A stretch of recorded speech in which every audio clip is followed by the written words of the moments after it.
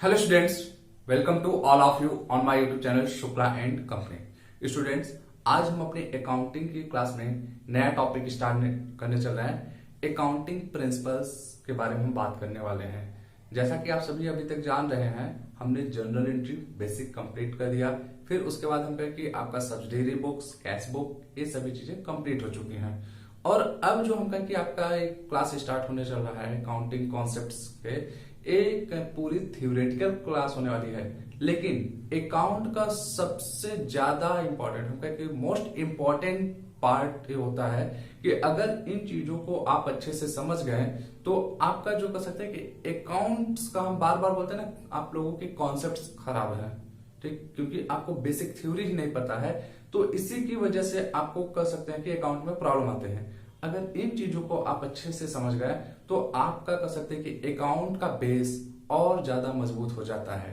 ठीक, तो उम्मीद करते हैं इन चीजों को आप ध्यानपूर्वक समझने की कोशिश करेंगे और आने वाले समय में इस पे आप और अच्छे से अपना वर्क करेंगे ताकि आपका अकाउंट का बेस अच्छा हो जाए। ठीक, तो सबसे पहले बात आती है अकाउंटिंग कॉन्सेप्ट से प्रिंसिपल्स की क्या नीड्स आती है। ठीक, अब हम कहें कि जब आप कोई भी बिजनेस कर रहे हैं तो जब बिजनेस करते रहते कॉन्टिन्यूअस बेसिस पे करते चले जा रहे हैं, 1 साल किए, 2 साल किए, 3 साल किए या 4 साल किए, ठीक, अब एक सर्टेन टाइम के बाद हम आपसे आते हैं, पूछते हैं क्या ये आप जो बिजनेस कर रहे हैं, ठीक, ये बिजनेस करने की वजह से आपको कुछ कर सकते हैं कि पॉजिटिव इंपैक्ट दिख रहा है या नहीं दिख रहा है। तो अभी पॉजिटिव इंपैक्ट या हम कहें नेगेटिव इंपैक्ट आप कैसे कंपेयर करेंगे। आपके पास कंपेयर करने के दो तरीके होते हैं। एक कि आप अपने पास्ट जो बिजनेस किए हुए, जो आपका पास्ट ईयर्स रहे हैं, उसके बेस पे आप अपने रिजल्ट को कंपेयर कर सकते हैं। मीन्स आपका जो हर साल प्रॉफिट या लॉस आया है उसको आप कंपेयर कर सकते हैं। ठीक, कि अगर आपका पहले साल प्रॉफिट आया 10,000 रुपए, दूसरे साल प्रॉफिट आया 20,000 रुपए, तीसरे साल प्रॉफिट आया 40,000 या 5वें साल आपका लॉस आया, इस तरीके से आप कंपेयर कर सकते हैं कि अगर आपका प्रॉफिट इंक्रीज कर रहा है तो ठीक है, मीन्स बेस्ट है। या दूसरा तरीका आपका होता है कि जो नेचर का बिजनेस कर रहे हैं, सेम उसी नेचर के बिजनेस करने वाले मार्केट में और जो फर्म्स हैं उनसे आप अपना कंपैरिजन कर सकते हैं। ठीक, उनसे कंपेयर करके अगर आप देखते हैं कि उनसे बेटर पोजीशन पे आप हैं तो दैट मींस आप सही कर रहे हैं। लेकिन अब बात फंसती यहां पे है, जब आप अपना पास्ट ईयर से कंपैरिजन करते हैं या दूसरे फर्म से कंपैरिजन करते हैं तो आपको ये देखना पड़ेगा, मान लीजिए फर्स्ट जब आपका ईयर था वहां पे आप किस एनवायरनमेंट में क्या रूल्स एंड रेगुलेशन फॉलो करते हुए बिजनेस का पूरा आप कर सकते हैं कि account, books of account maintain किए। फिर सेकेंड ईयर जब आप जाते हैं तब क्या रूल्स एंड रेगुलेशन आपने फॉलो किया। ठीक, फिर हम कहें कि जब आप मार्केट में अदर फर्म से कंपैरिजन कर रहे हैं तो क्या वो फर्म भी वही रूल्स एंड रेगुलेशन फॉलो कर रहे हैं जो आप कर रहे हैं। तो ये सारे कर सकते हैं क्वेश्चन मार्क्स लगते हैं। तो अब इन क्वेश्चंस का आंसर आपको कहां पे मिलता है, हम कहें कि अकाउंटिंग कॉन्सेप्ट्स में या accounting principles. Means accounting principles वो चीजें होती हैं जो हम कहें कि एक रूल्स एंड रेगुलेशन बताते हैं कि कोई भी फर्म हो, कोई भी बिजनेस ऑर्गेनाइजेशन हो, उसको इसी के अकॉर्डिंग काम करना पड़ेगा। मीन्स हम कहें कि एक आपके लिए आउटलाइन ड्रा की जाती है कि उसी के दायरे में रह के आपको अपने बुक्स ऑफ अकाउंट बनाने होंगे, जो भी आपको करना है बिजनेस, सब कुछ उसी के अंडर में रहते हुए करना है। जैसे हम कहें कि आपको कहीं पे भी जाना हो, कहीं भी ट्रैवलिंग करना हो, जब रोड में चलते हैं तो इंडियन जो रूल है, मीन्स इंडियन ट्रैफिक का जो रूल है, आप हमेशा अपने बाएं से चलेंगे और फॉरेन में क्या होता है, आप अपने राइट से चलेंगे। तो मीन्स वो आपके लिए रूल्स एंड रेगुलेशन बता दिया गया है कि रोड पे चलने का यही नियम है। सेम यही कॉन्सेप्ट आपका आता है अकाउंटिंग में। यहां पे भी आपको कुछ नियम कानून बताए जाते हैं कि उसी को ध्यान में रखते हुए आप अपने बुक्स ऑफ अकाउंट को बनाएंगे। और उसी रूल्स एंड रेगुलेशन से क्या होता है, हम कहें कि एक यूनिफॉर्मिटी, मीन्स एक समरूपता, एक समानता आती है अदर बिजनेस ऑर्गेनाइजेशन से, कि जब कल को आपको किसी एक दूसरे बिजनेस ऑर्गेनाइजेशन से अपना कंपैरिजन करना पड़ा तो आप आसानी के साथ कंपेयर कर सकते हैं। ठीक, तो यही आपके अकाउंटिंग प्रिंसिपल्स काम कर सकते हैं कि अकाउंटिंग कॉन्सेप्ट जो है ये सभी आपको बेनिफिट्स देते हैं। तो आइए देखते हैं one by one accounting concept जो हमारे हैं, जो हमारे अकाउंटिंग प्रिंसिपल्स हैं, इन क्या बताते हैं और इनका हमारा प्रैक्टिकल लाइफ में क्या यूजेस होता है। ठीक, तो सबसे पहला जो हमारा है, हम बात करते हैं going concern concepts. Going concern concepts, अब देखिए गोइंग कंसर्न बेसिकली होता क्या है। गोइंग कंसर्न कॉन्सेप्ट्स आपको ये बताता है जब भी कोई भी बिजनेसमैन एक बिजनेस को मीन्स कोई भी व्यवसायी एक व्यवसाय की शुरुआत करता है तो ये हमेशा मान के चलता है वो business life time means infinite तक, अनंत काल तक चलता रहेगा। वो कभी ये नहीं मान के चलता कि नहीं 10 दिन बाद, 5 दिन बाद या 10 महीने बाद, 20 साल बाद वो व्यवसाय उसका बंद होगा। मीन्स हमेशा कर सकते हैं वो पॉजिटिव थिंकर रहता है कि वो ये अपने माइंड में कब को बना लेता है जो व्यवसाय वो शुरू करने जा रहा है उसको आने वाले वर्षों तक करता रहेगा, पीढ़ी दर पीढ़ी उसके व्यवसाय चलते रहेंगे। सबसे पहला चीज ये है, गोइंग कंसर्न कॉन्सेप्ट आपका यही बताता है। मीन्स कहने का मतलब ये है कि गोइंग कंसर्न कॉन्सेप्ट आपका क्या बताता है, बिजनेस लाइफ जो होती है ये इनफाइनाइट होती है। ठीक है, इसको आप कर सकते हैं इनफाइनाइट, तो दैट मीन्स ये आपका कॉन्टिन्यूअस चलता रहेगा। अब जब आपके व्यवसाय की life means business life infinite है, अनंत काल तक चलते रहेंगे, तो इसी पे और जब आगे बढ़ते हैं आप तब क्या करते हैं, गोइंग कंसर्न कॉन्सेप्ट के अकॉर्डिंग ही आप फिक्स्ड एसेट्स वगैरह परचेज करते हैं। Means purchase of fixed assets. अब इसका मतलब क्या हुआ, इसका मतलब यह है, आप जरा प्रैक्टिकलिटी सोचने की कोशिश करिए। मान लीजिए आपको एक व्यवसाय चलाना है, ठीक। अब जब व्यवसाय चलाना है तो आपको एक जगह की प्लेस की नीड्स पड़ेगी, ठीक। फिर हम कहें कि उसके लिए आपको सपोर्टिंग फर्नीचर वगैरह की नीड्स पड़ेगी, लाइट्स वगैरह का। अगर आपको ये पता है कि आपका जो व्यवसाय है वो इनफाइनाइट तक मीन्स वर्षों तक, सदियों तक चलता रहेगा, और उस सदियों तक के व्यवसाय को चलाने के लिए आप एक बिल्डिंग रेंट पे लेने जा रहे हैं, ठीक है। उस बिल्डिंग का रेंट आप 1 लाख रुपए दे रहे हैं मंथली मान लीजिए। फिर हम कहें उसके लिए फर्नीचर आपको जरूरत है, तो फर्नीचर आप क्या किए, 50,000 रुपए का परचेज किए। फिर हम कहें कि और सारे उसमें कह सकते हैं उस ऑफिस को डेकोरेट करने के लिए आपको हजारों रुपए का खर्चा करना पड़ता है, इसको भी हम मान लेते हैं 50,000 रुपए, ठीक। तो एक क्या हो गया, आपको 2 लाख रुपए मीन्स 2 लाख रुपीज आपका मंथली एक्सपेंसेस आने लगा, सिर्फ ये हम कहें कि बिजनेस को उस प्रीमाइसेस को बनाने में। अब आप जरा सा जब दिमाग पे जोर डालेंगे आपके माइंड में आएगा कि व्यवसाय मेरा अनंत काल तक चलेगा। हर साल हम इसको 2 लाख रुपए मीन्स हर मंथ 2 लाख रुपए हमें क्या करना है, 2 लाख रुपीज हमें पे करना है। तो एक साल में हम 24 लाख पे करेंगे, और इनफाइनाइट चलेगा तो मीन्स इनफाइनाइट अमाउंट हम पे करते चले जाएंगे।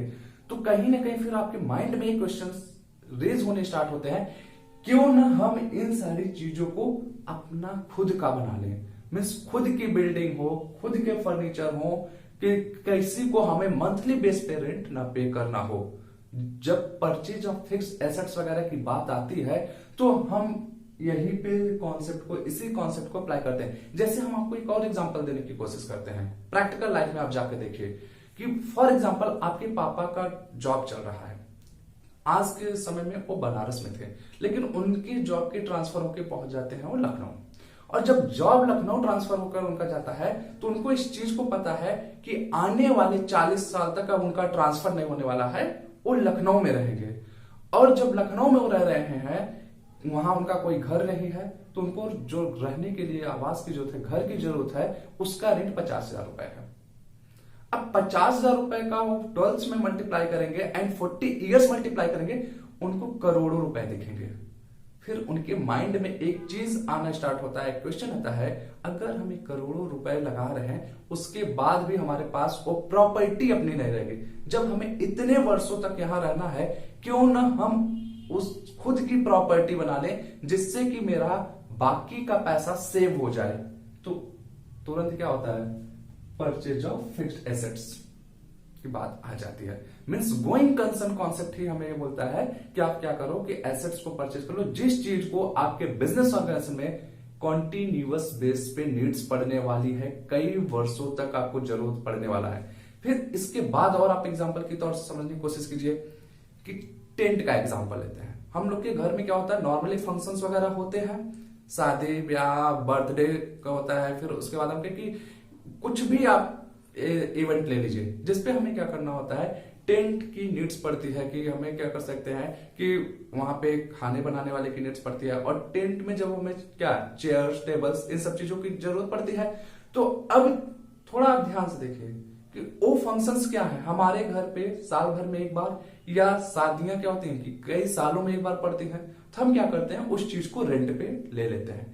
लेकिन अब उसके पॉइंट ऑफ व्यू से सोचिए, जो टेंट का बिजनेसमैन है, जो ये चीजें आपको रेंट पे दे रहा है, उसको ये पता है कि ये जो हमारा सामान है टेंट का, कॉन्टिन्यूअस बेस पे आज हम किसी और के घर पे दिए हैं रेंट पे, कल किसी और के घर पे देंगे, परसों किसी और के घर पे देंगे।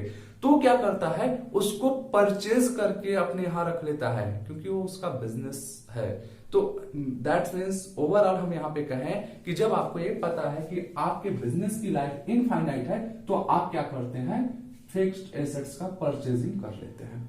ठीक, अब इसके आगे हम और बढ़ते हैं। यहां पे तो आपको बता दिया गया बिजनेस की लाइफ इनफाइनाइट होती है, लेकिन इसी का एक्सेप्शंस भी एक है। अब एक्सेप्शंस का मतलब क्या होता है, अपवाद। और इसका जो हम कहें कि अपवाद है गोइंग कंसर्न का, मींस जहां पे एक तरफ आपको ये बताया जा रहा है बिजनेस ऑर्गेनाइजेशन की लाइफ जो होती है इनफाइनाइट होती है, लेकिन एक ऐसा व्यवसाय है जिसकी लाइफ हम कहें कि डेफिनिट होती है, मीन्स एक सर्टेन टाइम के लिए होता है। वो क्या होता है, ज्वाइंट वेंचर बिजनेस, संयुक्त साहस जिसे बोला जाता है। अब ज्वाइंट वेंचर क्या होता है कि इसको केवल हम यहाँ पे थोड़ा सा एग्जांपल के थ्रू आपको समझा देते हैं, आने वाले समय में हमारा ज्वाइंट वेंचर का एक चैप्टर भी रहेगा। ज्वाइंट वेंचर बिजनेस का मतलब ये होता है, फॉर एग्जांपल कि आप एक बिजनेस कर रहे हैं, मिठाई का दुकान है, फिर आपका एक और दोस्त है, वो कर सकते हैं कि छोला चाट समोसा का बिजनेस कर रहा है, और आपको पता चलता है कि आने वाले समय में मीन्स बनारस में एक मेला लगने वाला है या कहीं पे भी एक मेला लगने वाला है। तब दोनों लोग बात करते हैं, यार चलो मिलकर दोनों लोग क्या करते हैं, उस मेले में व्यवसाय करते हैं। मीन्स हम अपना मिठाई ले चलेंगे, तुम अपना चाट समोसा छोला सब लेकर चलना, दोनों लोग मिलके वहां पे व्यापार करेंगे, और जो भी प्रॉफिट होगा उस मेले के व्यवसाय से दोनों लोग आपस में बांट लेंगे, फिर तुम अपने घर हम अपने घर। तो अब ऐसे में क्या हो रहा है कि यहाँ पे जो आप दोनों लोग एक साथ जाके बिजनेस करने वाले हैं, उसकी लाइफ क्या है, एक सर्टेन लाइफ है, मीन्स जितने पर्टिकुलर टाइम के लिए वो मेला रहेगा, बस उतने ही समय तक आप दोनों के बीच में वो व्यवसाय चलने वाला है। और जैसे ही वो मेला समाप्त, आप दोनों के बीच का व्यवसाय समाप्त, आप अपने घर, आपका दोस्त अपने घर। दैट्स मीन्स यहाँ पे क्या हो रहा है कि बिजनेस की लाइफ डेफिनिट टाइम के लिए है। ठीक, तो ये आपका हुआ एक्सेप्शंस, मींस अपवाद जो है कि ये आपका क्वेश्चन पूछा जाता है अक्सर एंट्रेंस में कि गोइंग कंसर्न कॉन्सेप्ट का एक्सेप्शन क्या है। तो यहाँ पे आप याद रखिएगा, गोइंग कंसर्न का एक्सेप्शन जो है ये ज्वाइंट वेंचर है, परचेज ऑफ फिक्स्ड एसेट्स आपकी होती हैं, और जब परचेज ऑफ फिक्स्ड एसेट्स होती हैं तो ये सारी चीजें फिर हम कहें कि आपका बिजनेस की लाइफ इनफाइनाइट है। वो भी कौन बताता है, गोइंग कंसर्न कॉन्सेप्ट बताता है। तो आई होप यहां तक आपको क्लियर। अब चलते हैं नेक्स्ट।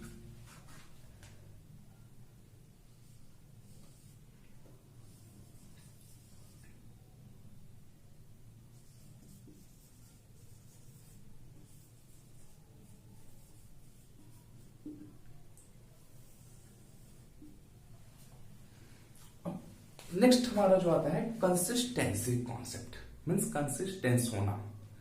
अब हम कहें कि जब आप एक व्यवसाय की दूसरे व्यवसाय से तुलना करने जाते हैं, मीन्स उसका क्या कर सकते हैं कि आप trading account, profit loss account या बैलेंस शीट का कंपैरिजन करने जा रहे हैं, तो वहां पे भी आपको ध्यान देना पड़ेगा कि हर व्यवसाय में कुछ ना कुछ रूल्स रेगुलेशन होते हैं जिसके अकॉर्डिंग वो वर्क करता है।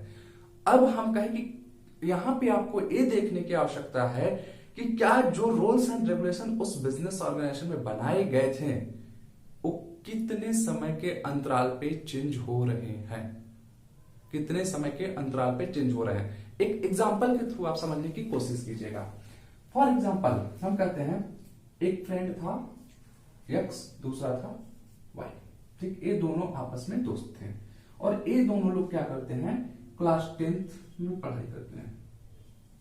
क्लास 10th में पढ़ाई करते हैं, बोर्ड का एग्जाम इन दोनों लोगों ने दिया। इसका परसेंटेज आता है 85% और इसका आता है 90%।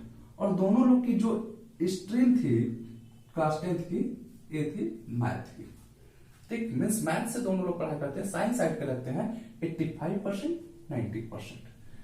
12th में दोनों पहुंचते हैं। अब 12th के बोर्ड के एग्जाम में इसका आता है 90%, ठीक। इसका आता है 95%। लेकिन 12th में जब ये लोग रहते हैं, यहां पे इसने क्या किया, एक्स ने मैथ ऑप्ट किया।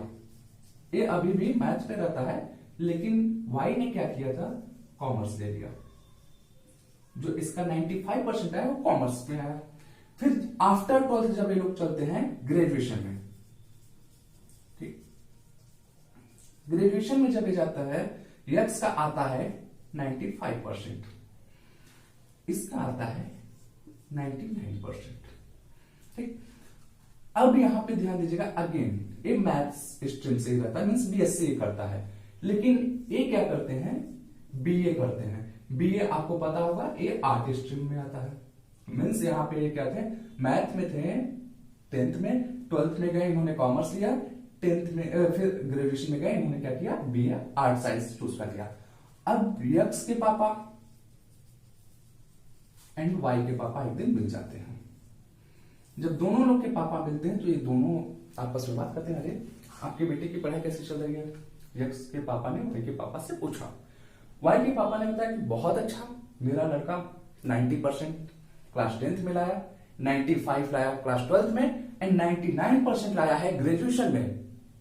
एक्स के पापा देखे वाई का पापा से कहते हैं आपका लड़का तो बड़ा अच्छा है, और पहुंचते ही क्या करते हैं, जैसे ही घर पे पहुंचे अपने लड़के यक्स को धड़ाधड़ 4 तमाचे धर दिए। उससे बोलते हैं कि तुम्हारा फ्रेंड है वाई और उसका परसेंटेज देखो कितना अच्छा, दोनों लोग साथ रहते हो, सब चीजें घूमते फिरते हो, लेकिन वो देखो पढ़ाई में कितना अच्छा है, तुम तो एकदम नालायक हो, नकारे हो, परिवार का नाक कटा दिए। ये 4 पढ़ाका पा चुके हैं। जब यक्स मार खा जाता है, फिर तब वो कूल माइंड से अपने पिताजी से बोला, पिताजी चलिए आपने मार लिया, लेकिन अब सुनिए मेरे भी बात, आपने वाई के पापा से ही नहीं पूछा कि वाई का क्लास 10th में क्या स्ट्रीम था, क्लास 12th में क्या था, क्लास ग्रेजुएशन में जाकर उसका क्या स्ट्रीम रहा है। वो क्लास 10th में जब था मैथ लेके पढ़ा, क्लास 12th में जब था कॉमर्स लिया, एंड जब कहीं ग्रेजुएशन में गया उसने आर्ट लिया। तो उसका जो ग्रोथ देख रहे हैं, क्या आप कह सकते हैं वो किस सब्जेक्ट में अच्छा है पढ़ने में? नहीं कह पाएंगे, आपको पता ही नहीं, क्योंकि उसने हर साल अपने आप को हर कोर्स में चेंज किया, किसी एक कोर्स को नहीं चूज करके रखा। लेकिन मुझे देखिए क्लास 10th में 85% पाया मैं, फिर क्लास 12th में 90% पाया एंड ग्रेजुएशन में 95% पाया, और हर बार मैंने मैथ लिया था, मेरा इंक्रीज हुआ है।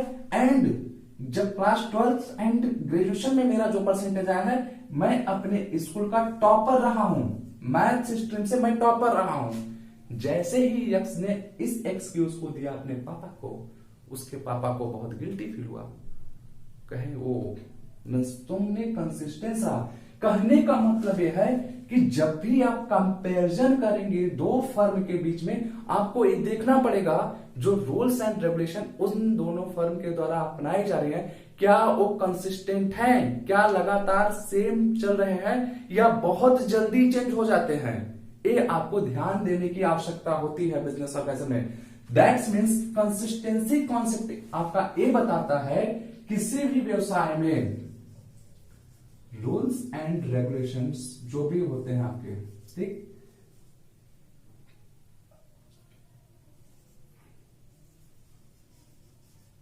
Not change frequently.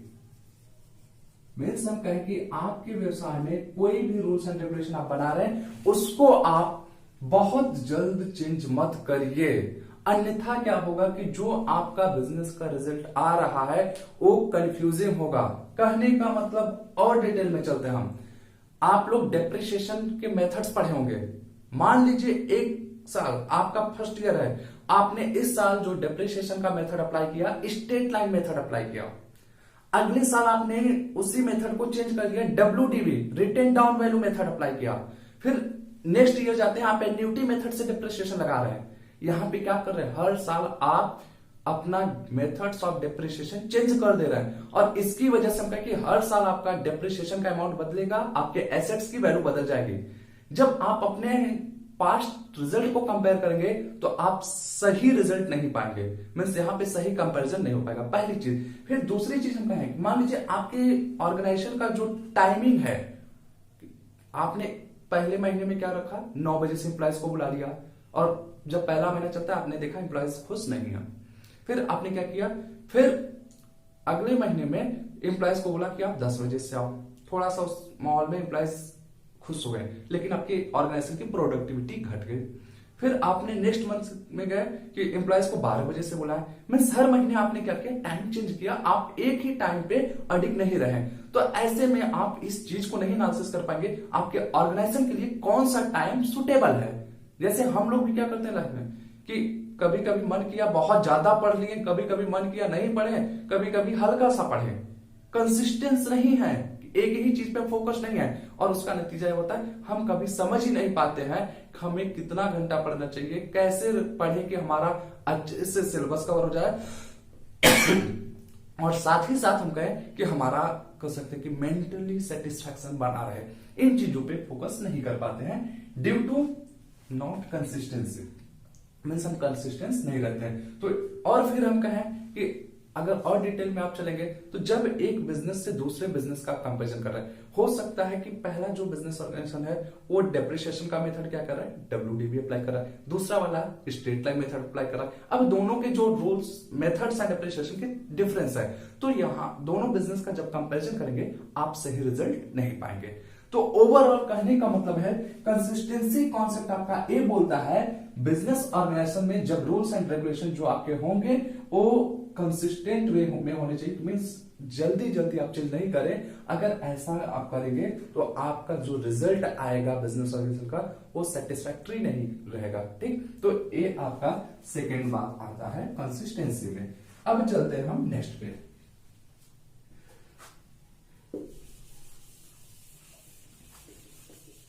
I hope आप लोगों को ये चीजें समझ में आ रही होंगी। अगर कहीं पे किसी को जरा भी डाउट्स आए तो बेधड़क पूछने के लिए आप खुले हैं, मीन्स आपको हमेशा खुली छूट है कि आप कुछ भी पूछ सकते हैं। ठीक, अब चलते हैं हम अपने नेक्स्ट पे, अप्रूवल कॉन्सेप्ट। अब ध्यान दीजिए, अप्रूवल कॉन्सेप्ट क्या बताता है। अप्रूवल कॉन्सेप्ट हमें ये बोलता है कि बिजनेस ऑर्गेनाइजेशन में जब हम कोई भी चीज की रिकॉर्डिंग करते हैं तो वहां पे हमें उसको ड्यू बेसिस पे करना चाहिए, न कि कैश बेसिस पे। अगर उस बिजनेस ऑर्गेनाइजेशन का नेचर ऐसा नहीं है कि जो कैश बेसिस पे ट्रांजैक्शन कर रहा हो। अब due basis and cash basis में डिफरेंस क्या होता है, due basis and cash basis. तो यहां पे ड्यू बेसिस का मतलब ये होता है जब आपके पास कुछ भी कर सकते हैं कि right to receive, right to receive, या हम कहें कि आपके ऊपर लायबिलिटी कोई भी क्रिएट हो जाए तो उस चीज की एंट्री हम लोग को करनी पड़ जाती है। कैश में क्या होता है कि कैश का आपका क्या हो जाए आउटफ्लो या इनफ्लो हो तभी आप कैश बेसिस में अकाउंटिंग करते हैं। लेकिन यहां पे क्या होता है, कैश का कोई भी मैटर नहीं करता, कैश डजंट मैटर। बस यहाँ पे आपको ध्यान देना कि आपके पास अधिकार आ जाए रिसीव करने का या आपके ऊपर लायबिलिटी क्रिएट हो जाए, तो ऐसे केस में आप क्या करेंगे उसकी अकाउंटिंग कर लेते हैं। जैसे हम कहें कि जब क्रेडिट ट्रांजैक्शन की बात आती है, क्या क्रेडिट में सेल्स किए हैं, यहाँ पे कैश बेसिस नहीं हुआ, ये ड्यू बेसिस इसको बोला जाता है, मींस एक्रूवल बेसिस इसी को बोला जाता है। तो यहाँ पे आप क्या करते हैं, क्रेडिट ट्रांजेक्शन की एंट्री कर देते हैं। फिर हम कहें कि अगर आप क्रेडिट परचेज किए तो आपके ऊपर लायबिलिटी क्रिएट हो गई, आपने यहाँ पे भी एंट्री कर दिया। दोनों केसेस आप देखिए कि एक जगह आपके ऊपर राइट आ गया पेमेंट लेने का, अमाउंट लेने का, दूसरी जगह आपके पास क्या होता है, लायबिलिटी क्रिएट होता है अमाउंट पे करने का। और उसके बाद हम कहें कि जब आप at the end of year अपना फाइनल अकाउंट बनाते हैं तो वहां पे एडजस्टमेंट्स एंट्री इसीलिए की जाती है, वहां पे ये नहीं देखा जाता कि आपके पास से कैश गया या कैश आया, वहां पे ये देखा जाता है क्या आपके ऊपर लायबिलिटी क्रिएट हुई या आपके पास राइट आया है उस अमाउंट को लेने का। तो आप ध्यान से देखेंगे हमारा जो आउटस्टैंडिंग, प्रीपेड या हम कहें कि एक्रूड, अनअक्रूड, जितने भी एडजस्टमेंट्स आप करते हैं वो इसी कॉन्सेप्ट का देन है, एक्रूवल कॉन्सेप्ट का देन है। मीन्स हम सारी की सारी अकाउंटिंग जो है एक्रूवल बेसिस पे करते हैं, जिससे कि हम कह सकते हैं कि हमारे बिजनेस ऑर्गेनाइजेशन का जो फाइनेंशियल बनाते हैं, फाइनल अकाउंट्स वगैरह बनाते हैं, जो भी चीजें हम कहें कि रेशियो एनालिसिस वगैरह निकालते हैं वो सही आता है। अगर हम कैश बेसिस पे अकाउंटिंग करेंगे तो हमारा रिजल्ट कहीं ना कहीं गलती हो जाएगा कि मींस जिस ऑर्गेनाइजेशन का नेचर ही ना हो कैश बेसिस का, उसको क्या करना चाहिए, एक्रूवल बेसिस पे करना चाहिए अकाउंटिंग। और maximum of the business organisation वो क्या करते हैं, अपना अकाउंटिंग एक्रूवल बेसिस पे करते हैं। इसी वजह से हम कहें कि आपका at the end of the year जब फाइनल अकाउंट बनाते हैं वहां पे एडजस्टमेंट्स एंट्रीज की जाती हैं। ठीक, तो आई होप आपको यहाँ पे भी क्लियर हुआ होगा कि एक्रूवल बेसिस का accounting means due basis accounting क्या होती है एंड कैश बेसिस की अकाउंटिंग क्या होती है। तो आज के लिए हम यही 3 रखते हैं, मींस हमारा गोइंग कंसर्न, फिर कंसिस्टेंसी एंड एक्रूवल कॉन्सेप्ट्स। फिर नेक्स्ट क्लास में मिलेंगे, हम आगे की अकाउंटिंग प्रिंसिपल्स पे बात करेंगे। अगर यहां तक किसी को कोई प्रॉब्लम होगा तो जरूर पूछेगा। मिलते हैं नए क्लास में नए टॉपिक के साथ, तब तक के लिए गुड लक, थैंक यू।